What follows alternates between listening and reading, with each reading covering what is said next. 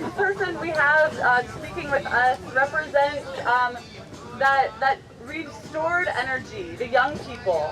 Rev is a 15-year-old climate activist. I am proud to call them my friend.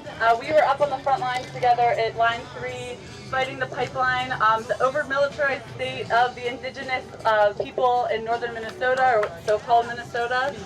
Rev is also an organizer with Extinction Rebellion, one of our partners who knows how to do some creative direct actions as well, and has written several of her middle and junior high papers around what we could do instead of the militarizing budget. So they are beyond their years. Here you go, Rev.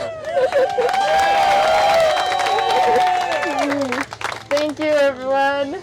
I'm Rev. I'm 15 years old, and I'm happy to have my first speech with you all. I've been concerned about how much money is being spent on the military for a while. Congresswoman Barbara Lee asked, why are Americans paying $32 million every hour for wars since 9/11? The astronomical amount of money being spent on the U.S. military makes no sense for so many reasons. The U.S. military is one of the biggest contributors to the climate crisis in the world. Not only are its drones and jets and nuclear weapons directly destroying the lives of people in other countries, they're also using an enormous amount of fossil fuels and producing a massive amount of carbon emissions. The climate crisis is happening now and already hurting so many people. And it's going to get a lot worse if institutions like the military keep up their polluting. But it doesn't have to continue like this. The U.S. should be spending the money being spent on the military instead on renewable energy, housing, healthy food, and making those things affordable and available for everyone. With all the money being spent on the military, we could be building enough renewable energy infrastructure for everyone in the U.S. to be using renewable energy affordably.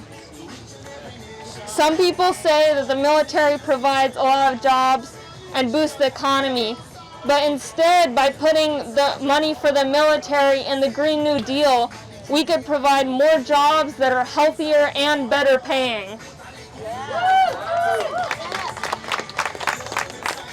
We have to rise up and fight this problem, because every year we're wasting billions of dollars on the military while people in our country and around the world are hungry, homeless, and suffering from the climate crisis. We can help millions of people have a better life with stable housing and enough food to eat. We can be using energy from the sun instead of the energy that's destroying the earth. We don't need to be spending so much money on the military. We should be spending money for the betterment of all people.